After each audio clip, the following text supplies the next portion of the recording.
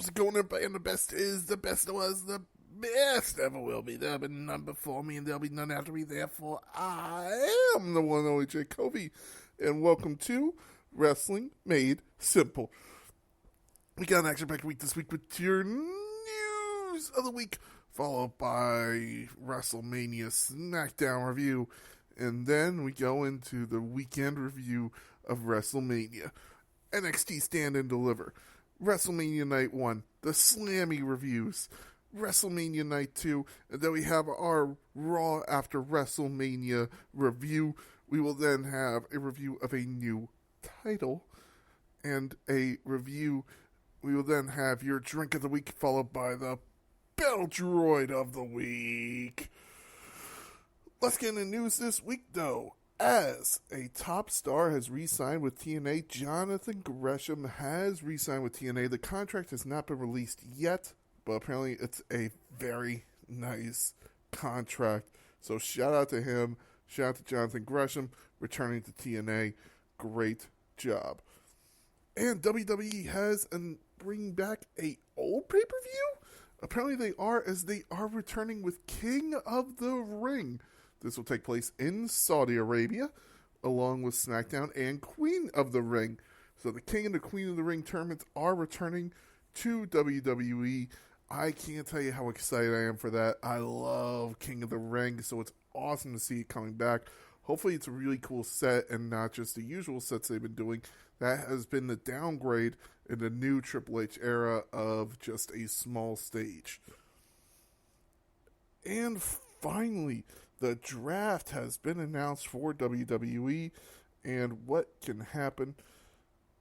Let's see, what are the dates, as I believe it is April 19th and the 22nd for the draft. It will go from SmackDown and Raw. It will also have NXT superstars in the draft, as well as apparently NXT champions are able to be drafted. Whew. Now, ladies and gentlemen, it's time for the WrestleMania reviews. Let's go to SmackDown. WrestleMania SmackDown. It kicked off with the KO show, Randy Orton and Kevin Owens. Now, I usually make a vlog for WrestleMania. I try to, at least, but this was a hard one, as the security guards in Philly were not very happy with you doing anything they disliked, which included taking video. No one wanted any video taken at WrestleMania. I was able to snap a few just to show like where my seats were and just a couple minutes of the show. But if you took any more, apparently you are in a lot of trouble. So they were actually kicking some people out for taking video. So I didn't get many video or pictures. But Randy Orton came out to a standing ovation. They were talking about how Logan Paul's an asshole, how they hate Logan Paul. They would then Logan Paul would then reveal he is at the Lincoln Financial Stadium. Kevin Owens and Randy Orton would then take off to the stadium, where Logan Paul was nowhere to be found. Austin Theory and Grayson Waller would try to find Randy Orton and Kevin Owens, and they couldn't. We'll get to that later on. We then get the Andre the Giant Battle Royal. This was an awesome... I really do like it, and I wish it was back on the WrestleMania card. And I'll talk about that later on in my WrestleMania review. But it was a fun match, and Bronson Reed would last win by eliminating Ivar. Two guys who really could use a good push. This was awesome to see for Bronson Reed. Really enjoyed that. Great job for Bronson Reed. Logan Paul would then return to the arena and would get hit with a stunner and an RKO. Dragon Lee would then be found backstage beating the crap, and it would be revealed that Rey Mysterio would not have a tag team partner for WrestleMania.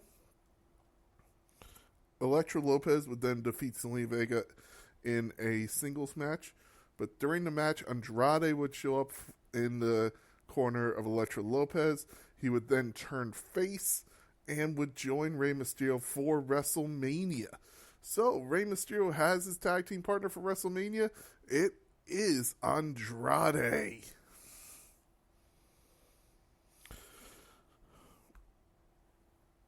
We then get the New Catch Republic versus Austin Theory in a nice little match. New Catch Republic would beat Austin Theory and Grayson Waller. After the match, Judgment Day would get involved and attack both, sending a message for any team in the ladder match on Saturday. After this, we get Jey Uso versus Solo Sikoa. A nice little match. Unfortunately, you didn't get too much time as it would end in DQ. And you would have Cody Rhodes and Seth Rollins make the save for Jey. Cody Rhodes would then cut a promo talking about how they're going to dethrone Roman Reigns. Cody ended his promo by saying, when one good story ends, another begins. It was an awesome SmackDown and a great way to send the crowd home happy after the show. It definitely was a good go-home show, and I really did enjoy the moments that we got from it.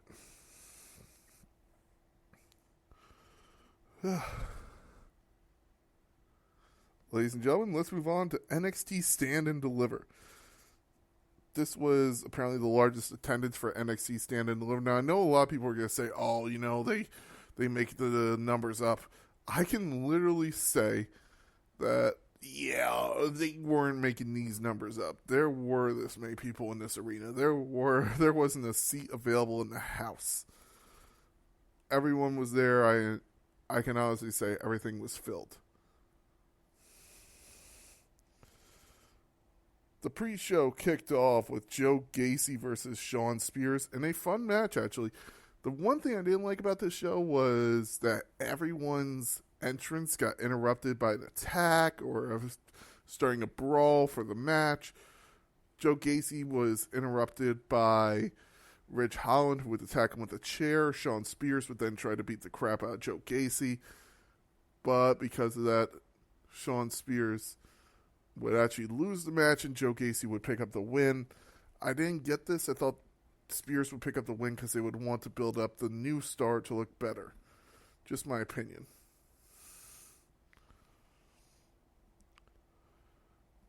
We then kicked the regular show off with your NXT Tag Team match of Braun Breaker and Baron Corbin defending against Axiom and Nathan Frazier. Nice little match. It was alright. It was a good way to kick off the show. Braun Breaker and Baron Corbin would pick up the win. We then get a triple threat match for the NXT North American Championship. Oba Femi versus Dijak versus Josh Briggs in a triple threat match.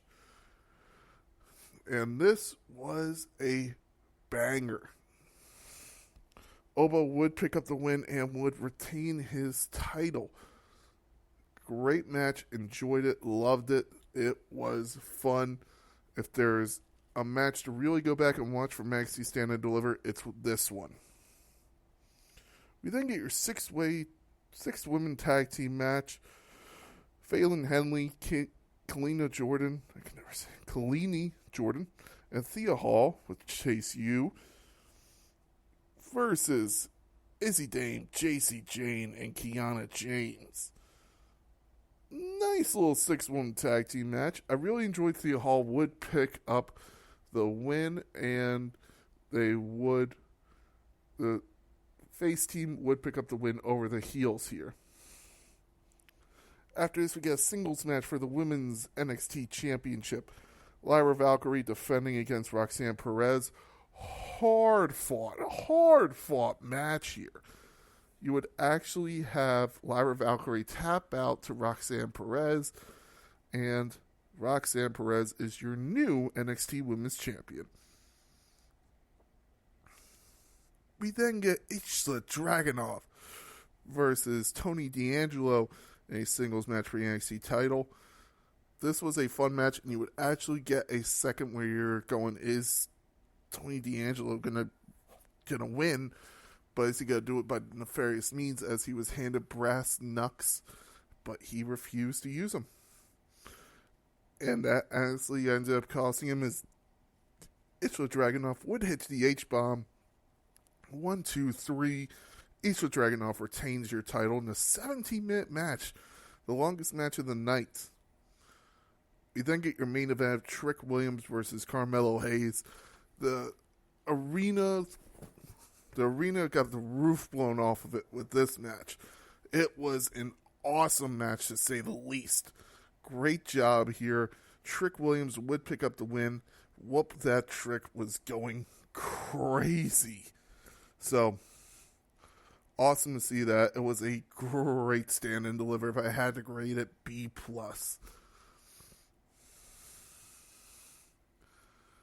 We then move on to night 1 of WrestleMania, ladies and gentlemen. Now, this is where I talked about the Andre the Giant Battle Royal. I want to see it back on the WrestleMania card, because the pre-show, an hour-long pre-show with no matches on it, just doesn't feel right. NXT having a match, I thought was too long that there is nothing to really focus on. I wanted more from the pre-show. I want them to put the Battle Royals back on there, so that way you have something. One, everybody gets on the WrestleMania card. Two, it adds something that we need an entertainment value. But the main show kicked off with a 17-minute singles match for the Women's World Championship. I also want to say, it was freezing. It really was freezing here in Philly for this first night. Rhea Ripley would retain over Becky Lynch in a hard-fought victory. Great opening match. Really enjoyed it. Rhea Ripley getting led to the ring. I thought it was Marilyn Manson for a second singer song. I don't remember who it actually was. But nice, really good job of them singing her to the ring. And Rhea Ripley picking up the win was the right call. I didn't think putting the tail on Becky Lynch would have been the right one.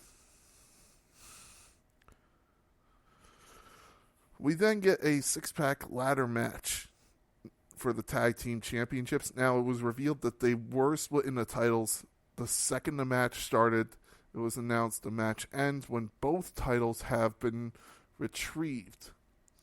Grayson Waller and Austin Theory would pick up the win over for the SmackDown Tag Team titles, and the Awesome Truth would pick up the win for the Raw Tag Team titles. Fun tag team match. Definitely really enjoyed the ladder match. DIY were the highlight of this show, of this match. Them hitting a Sweet Chin Music and almost a pedigree that turned into a Willow's Bell was awesome. DIY just really showing their moxie in this match, so I really liked that.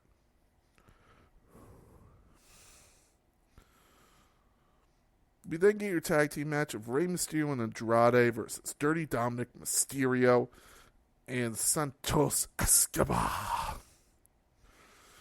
Of course, Rey Mysterio and Andrade did pick up the win. I was really hoping for Dominic to pick up the win. It fortunately didn't happen. And Rey Mysterio and Andrade would pick up the win here. It was a hard-fought match. You know, Joaquin Wilde was definitely the MVP of this match with his fly off the middle rope. It was an amazing move to take everyone out from Legado de Fantasma. Rey and Andrade picking up the win was the right call in the end, but I really do wish that Dom and Santos picked up the win. We then get your underwhelming match of the WrestleMania card, as it was Jay and Jimmy Uso. This match should have been no DQ. It should have been something. Jay Uso would pick up the win in an 11-minute match. It just felt like it wasn't given enough time. Jay Uso would pick up the win.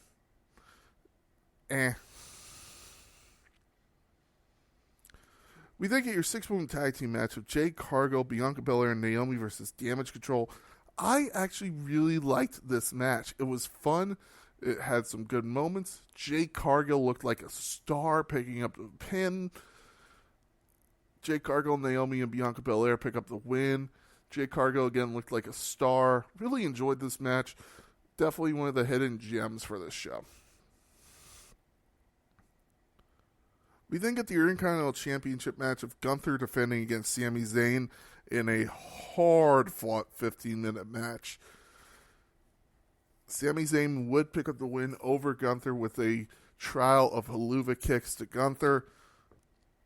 Get on Sami Zayn, hard-fought match, and shout out to Gunther, longest reigning Intercontinental Champion ever. Really enjoyed it. Great match. Shout out to Sami Zayn. We then get your main event, the bloodline of The Rock and Roman Reigns versus Cody Rhodes and Seth Rollins. There's a lot to say about this match. The worst part of it, though, was they quickly went to the outside and no countouts, no disqualifications. The Rock basically looked at the ref and said, hey, I'm the boss.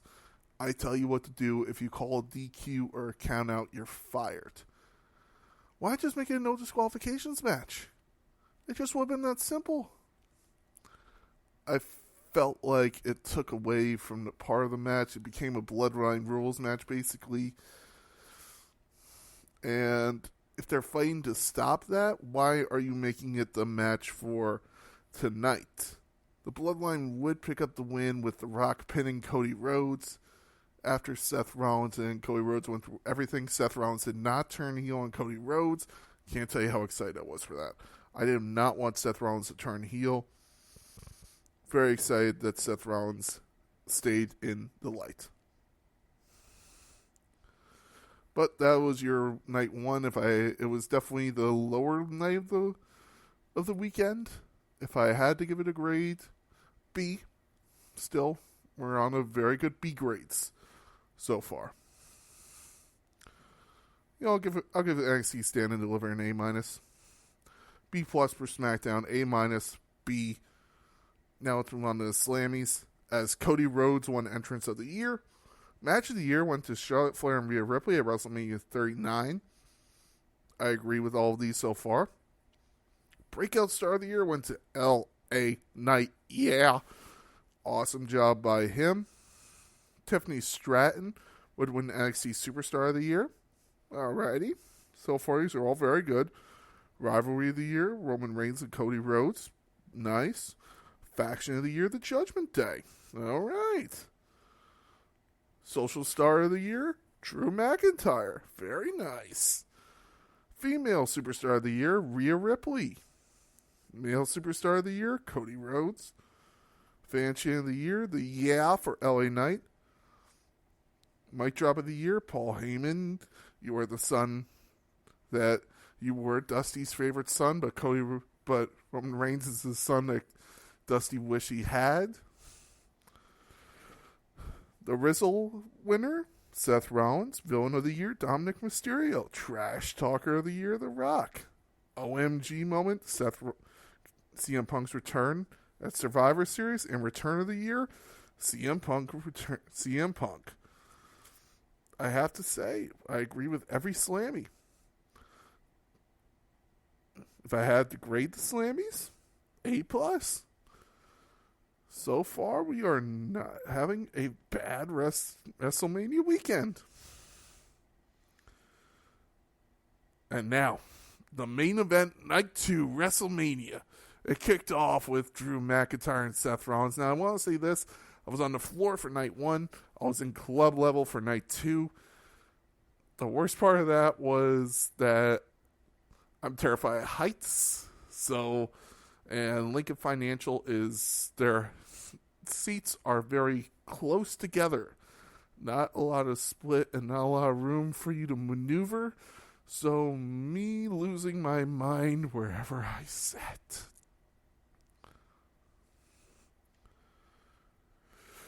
Drew McIntyre would pick up the win in a hard fought match against Seth friggin' Rollins. After this, he would pose with the title. He would go to make fun of CM Punk.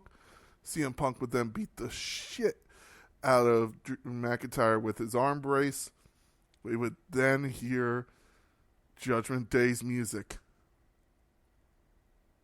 Damian Priest would cash in, mirroring Seth Rollins' heist of the century, basically.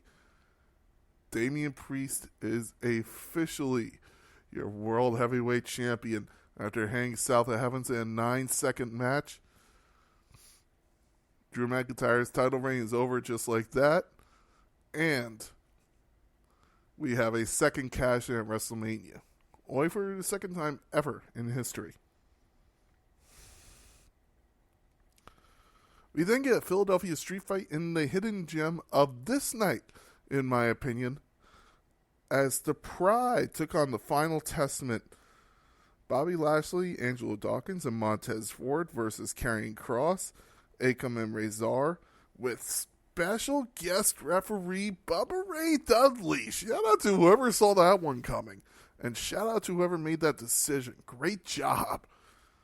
The Pride would pick up the win. There was a little bit of a botch with the table, but this was a fun match. The Pride would pick up the win. Anything could happen in this match, and it did.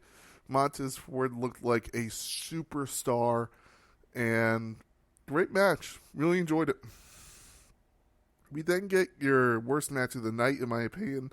L.A. Knight, versus AJ Styles in its first singles match at WrestleMania, by the way. L.A. Knight would pick up the win with a BFT.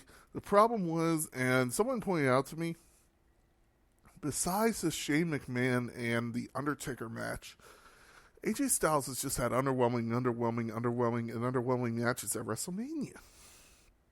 It just never felt right for him.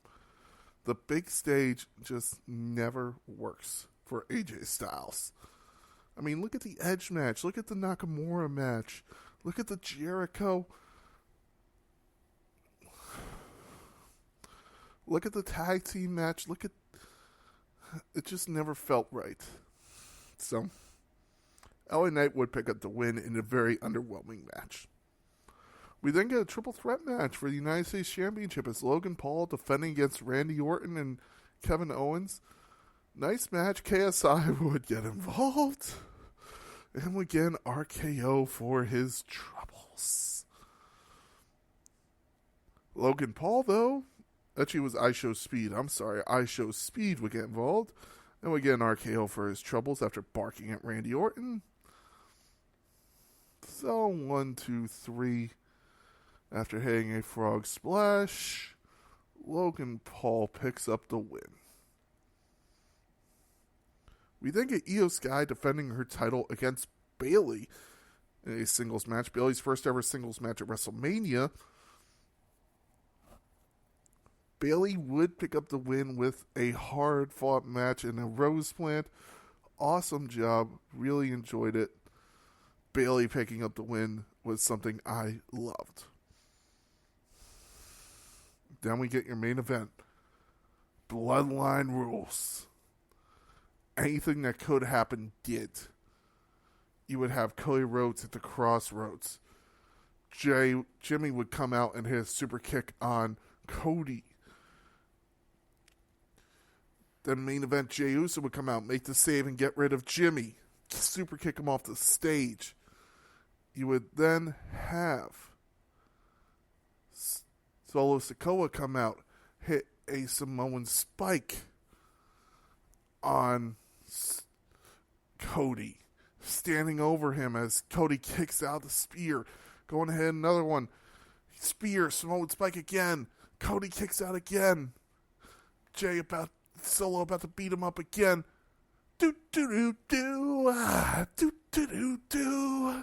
John Cena comes out. What a moment. Beats the crap out of Solo, puts him through a table.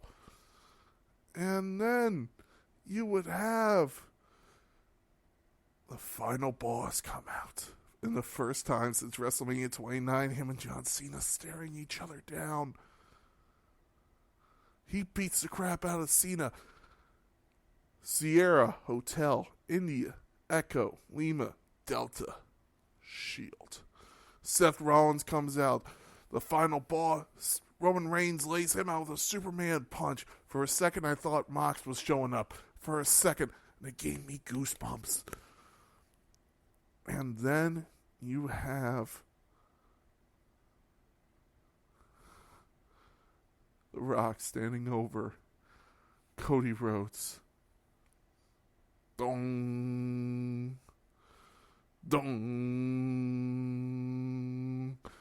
I almost fell out of the arena, out of the stadium.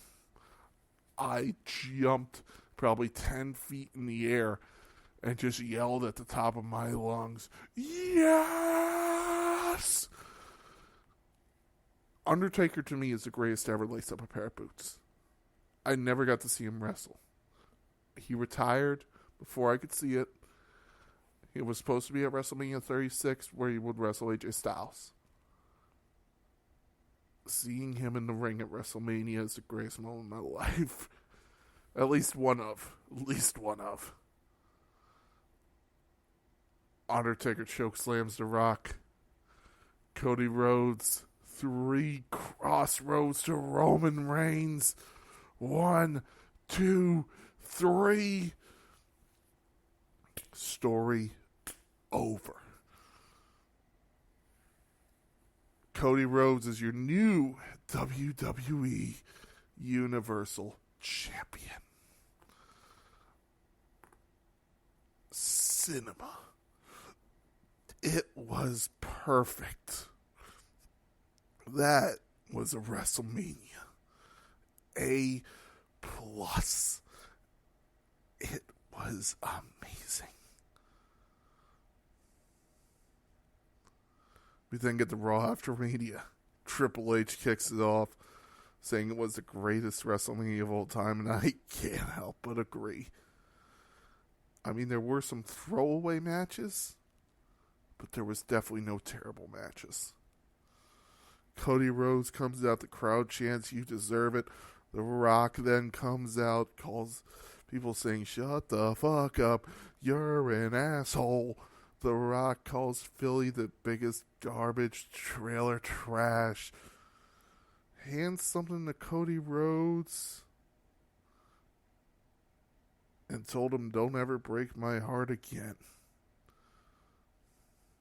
And by the way, I'm sorry, the draft will take place the 26th and the 29th. SmackDown and Raw.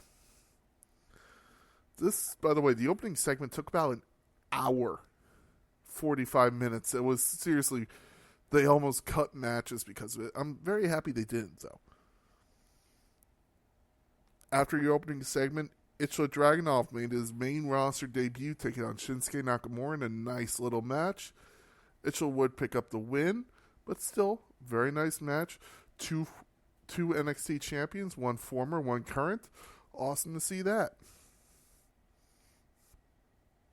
Damian Priest would then come out, debuting his new theme song, posing with the tells for Rhea Ripley. R-Truth would come out, saying he wants the Miz to join Judgment Day. R-Truth then proposed a 6-man tag team match at the Judgment Day versus R-Truth, the Miz, and the man that people can't see. It was then made official during the break. It would be a handicap match, 2-on-3, before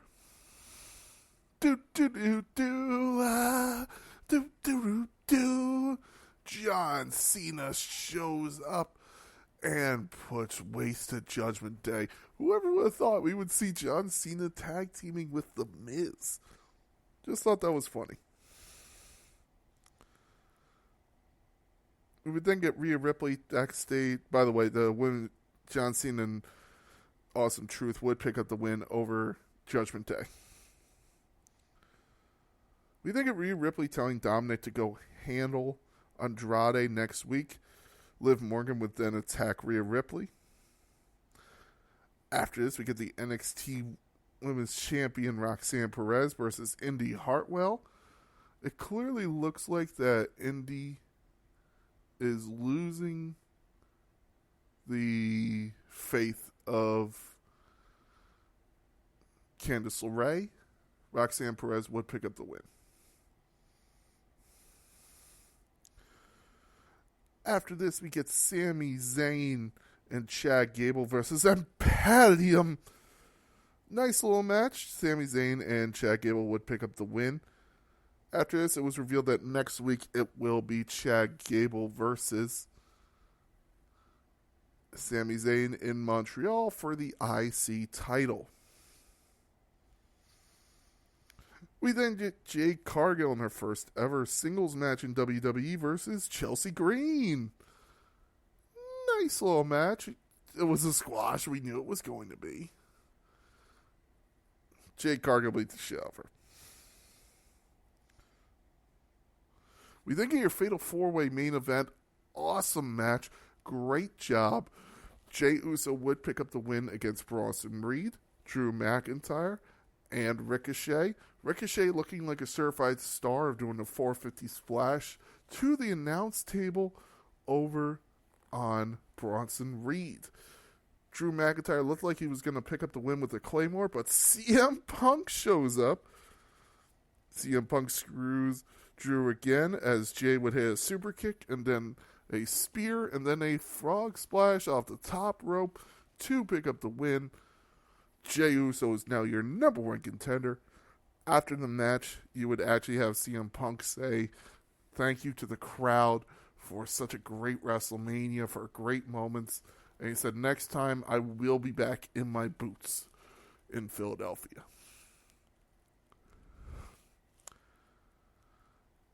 A-. So we got a B+, A grade, B+, A+, A-. If I had to give the weekend an overall grade, A. It was an amazing WrestleMania. It was fun. It was perfect. WWE World was awesome. I went on Friday. I enjoyed it. The Hall of Fame with Paul Heyman. Just giving the uncensored true speech. I feel sorry for those who won't get to hear the uncensored version of that speech. Speaking of WWE World, I picked something up. Your new WWE World Heavyweight title. And oh God, is it beautiful. The leather strap is elegant with your WWE logo on it. The circular side plates instead of your regular square. Awesome. The lions on the side to represent the 3 generations of McMahons for WWE. Beautiful. The diamonds, amazing. The WWE logo in the center on the world looks unbelievable. Actually reminds me of the Cruiserweight title. If I had to compare it to one. And it's just beautiful. But damn, is it heavy. It is fucking heavy. Like, it's straining to hold sometimes. Beautiful title, though. It's definitely going to be one of my favorite in my collection. Ugh. Whew. I can use a drink. How about one invented right here in Philly? The Washi 75. One of the best-selling cocktails. It's crafted with pear-infused stateside vodka, homemade ginger liqueur of some Saint Germain, and a splash of lemon juice. Topped with a little sparkling wine and a touch of ginger for a little slow effect. Served in a beautiful, beautiful champagne flute. Please drink responsibly. Do not drink and drive. Do not drink if you're under 21 in the United States. And do not overconsume on alcohol. And now, everybody, it is time for the Baldroid of the Week. I actually tweeted about this. The Baldroid of the Week is very, very simple for me. The Battle Droid of the Week is AEW. Because they are, and I pray to God, this is a work. If it isn't, they have lost me as a viewer forever, and this will be the last time I speak of it. This will be the last time I speak of AEW if it isn't. And I wouldn't be shocked if they lose almost every viewer from it. Because it is partisan. It is terrible. It is downright childish if they do it. They are apparently going to air the CM Punk backstage footage from All in Wembley Stadium where he attacked Jack Perry. Now, I get not liking CM Punk.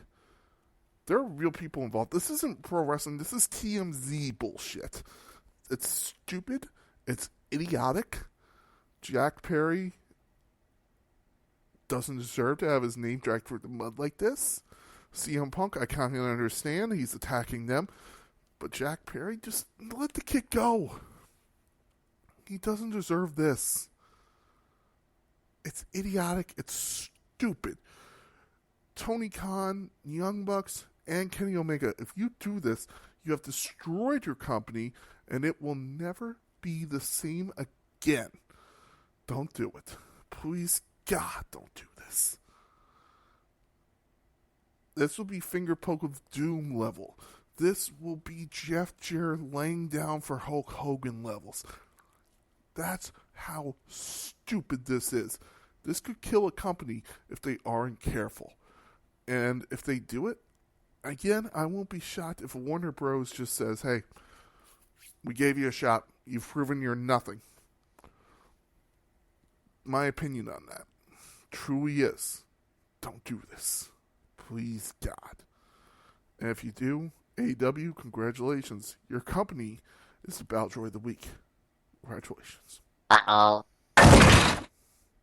Ladies and gentlemen, thank you very much for listening.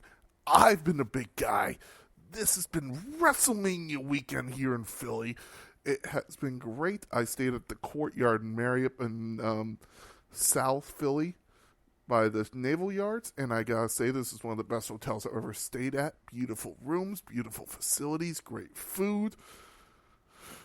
All centrally located. Philly has been a hell of a time. The only problem was the cold and some of the security for the events. Besides, I mean, some people were actually getting into fights with security. I actually saw it walking out on night one at WrestleMania. The security guard had his security shirt off and was ready to fight somebody. So, besides that, this is one of the best WrestleManias I've ever seen. I can't tell you how much I enjoyed this, how great it was, and how much I loved WrestleMania weekend. I needed this. I really did. I needed a fun time. It's been over a week since I lost my grandfather. I miss him every day. But I know he wanted me to have a good time. And I know I miss him. But he's watching over me, and he has the best seat in the house. So, WrestleMania week, thank you. Fans of Philly, thank you. This was amazing. Thank you very much for listening. I've been the big guy. This has been Wrestling Made Simple. We start the build to Backlash in France next week. Have a great week in wrestling. Thank you very much.